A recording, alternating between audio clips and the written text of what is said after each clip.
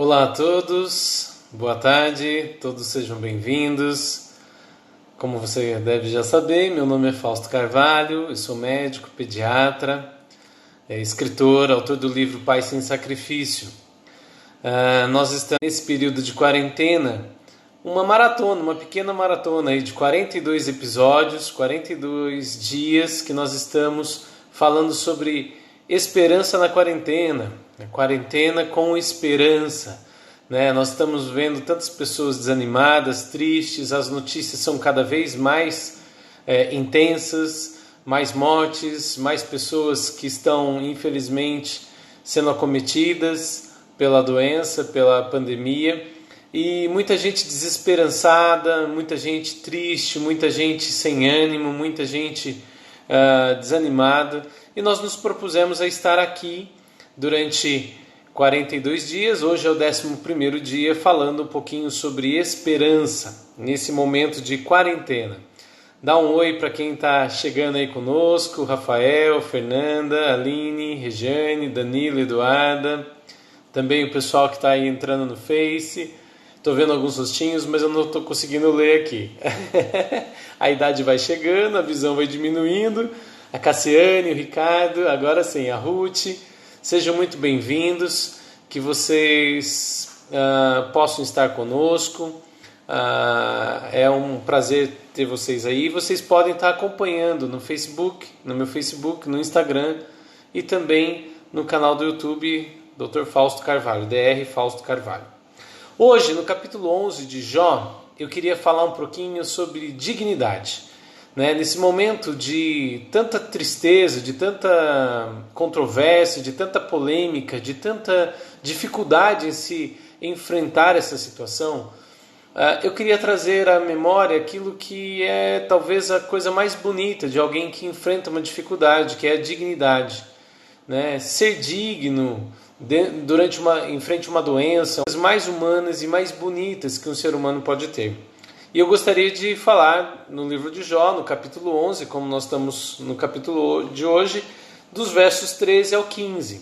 Diz assim: Contudo, se você lhe consagrar o coração e estender as mãos para ele, se afastar das suas mãos o pecado e não permitir que a maldade habite em sua tenda, então você levantará o rosto sem envergonhar-se, será firme e destemido. Até aqui. Uma coisa que muitos ficam muito mal, quando tem uma situação de doença, de sofrimento na família, é a questão da culpa. Muitas vezes, muitos de nós temos dificuldade em aceitar algumas coisas e ficamos nos culpando e pensando se alguma coisa que nós fizemos que deu errado, se Deus está nos punindo. Outra coisa que também dificulta muito um tratamento é a negação. Aliás, a primeira reação do ser humano é negar que está doente. A pessoa, quando descobre um câncer, a primeira coisa que ele faz normalmente é negar, achar que não é, achar que será que é isso mesmo? Vou procurar outro médico. A gente, como médico, vivencia isso todos os dias. A negação é comum, o sentimento de culpa é outra coisa comum. E muita gente fica muito deprimida, muito voltada a si mesmo, muito triste, muito magoado, muito machucado. E é natural. Mas é necessário que a gente tenha dignidade de enfrentar a vida. E não é simples isso, porque o momento de dor nos faz frágeis, nos faz temerosos, nos deixa em dúvidas. E o Zoar, que é um dos amigos de Jó aqui nesse texto, ele está convidando a Jó a refletir um pouco sobre a sua doença, sobre a sabedoria de Deus, que é complexa. Ele fala isso, a verdadeira sabedoria de Deus é complexa, e realmente o é. Mas ele fala sobre a nossa situação, a nossa reação diante da dificuldade. E eu queria chamar a atenção para isso. Ele fala que, contudo, o que nós precisamos fazer? A primeira coisa, consagrar o coração. Para o oriental, para o judeu daquela época, para as pessoas que leem esse texto lá da origem, coração tem a ver com a fonte de emoções, mas também com uma fonte de emoções, de decisões. Assim como a gente trata como alma ou como mente, O judeu tratava o coração. Para o judeu, o coração é a fonte da vida, é da onde surge todas as coisas. E aí a gente tem que tomar cuidado. No momento de dificuldade, de dor, temos que cuidar do nosso coração, temos que cuidar da nossa saúde interna, da nossa saúde emocional, temos que trazer à memória as coisas que nos foram boas no passado e entregar a Deus as nossas queixas e reclamações. Nós já falamos alguns dias sobre isso, que não é pecado, não é errado deixar de falar sobre as suas queixas diante de Deus, mas é necessário que a gente fale isso para Deus, de uma maneira honesta, de uma maneira verdadeira, e que a gente tenha preservado o nosso coração. Os sentimentos machucam a gente, né? E a gente está sendo bombardeado toda hora por notícias. Então, tomar muito cuidado com o que você ouve, com o que você vê, com o que você lê. Claro que não é para a gente ser alienado, esquecer do que está acontecendo, mas não dá para você ficar 24 horas ouvindo sobre o coronavírus, a Covid-19 e ficar satisfeito. A gente vai ficar triste. E há situações acontecendo, houve ciclone, houve aquele garoto lá no Recife que caiu do 9º andar, que morreu, que estava, filho da empregada, estava cuidados da patroa. Tanta situação que mexe com a nossa emoção, porque a gente sente, não adianta. Nós somos seres que sentem, nós temos sentimentos. Mas é necessário que a gente consagre o nosso coração a Deus, que nós entreguemos os nossos sentimentos a Deus, os bons e os ruins. Além disso, estender as mãos para Deus. Como estender as mãos para Deus? Num gesto de rendição, de eu acredito, eu confio e eu preciso de ajuda. A gente precisa de ajuda nesse momento. Nada melhor nesse momento de quarentena, de pandemia, do que nós nos chegarmos a Deus e orarmos a Deus e buscarmos a Deus e lemos a Bíblia, lemos a palavra de Deus. Até esse foi um dos motivos do nosso desafio. Vamos pensar sobre o que pode nos dar esperança. E a palavra de Deus ela pode nos dar esperança. Eu preciso me colocar à disposição para receber a ajuda de Deus. Além disso, eu devo afastar as minhas mãos do pecado.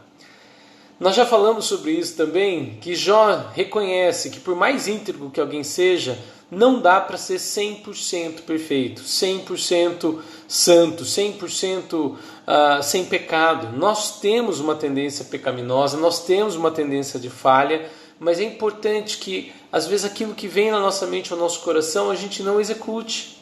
A gente tenha essa paciência de não executar aquilo que seja errado, justamente para afastar as nossas mãos do pecado, ou seja, não dar seguimento às coisas que vêm ruim ao nosso coração. E não permitir que a maldade habite em nossa tenda. Ou seja, não permitir que a maldade crie raiz no nosso lar. É importante nesse momento, que está todo mundo em casa, conviver não é fácil, 24 horas é difícil, mas não deixar que a maldade invada os nossos corações, não deixar que a gente haja um impulso na raiva, na agonia, evitar a violência, aprender a respirar, a buscar em Deus forças para não dar uma resposta atravessada, ter sabedoria em educar os filhos, ter sabedoria em conversar com o seu cônjuge, com a sua esposa, com o seu esposo, não deixar a maldade habitar. A maldade faz parte, infelizmente, o apóstolo Paulo lá em Romanos fala, Romanos capítulo 7, que o mal que eu não quero, esse eu faço, e o bem que eu quero, que eu tanto quero, na verdade eu não consigo fazer. A gente tem essa inclinação infeliz para o mal, mas é necessário que nós tomemos a rédea do nosso coração e não deixemos o mal habitar na nossa casa. E quando isso acontece, a gente pode levantar o rosto sem envergonhar-se. Isso é dignidade. Conheci pessoas no leito de morte, totalmente tomadas por câncer, por AIDS, por doenças terminais gravíssimas, as pessoas sem cabelo, em situação muito crítica, mas com a dignidade de se colocar em pé, de olhar rosto a rosto, de olhar face a face. Nós precisamos aprender a ter essa dignidade, de enfrentar as situações com clareza, com altivez. Eu gosto muito de uma mensagem que eu ouvi uma vez, o reverendo Messias Rosa falando, que Deus criou a gente como Homo sapiens. O Homo significa aquele que anda levantado, aquele que anda ereto, aquele que anda olhando para frente. Não é para olhar para baixo, não é para olhar para cima, mas é para olhar para frente.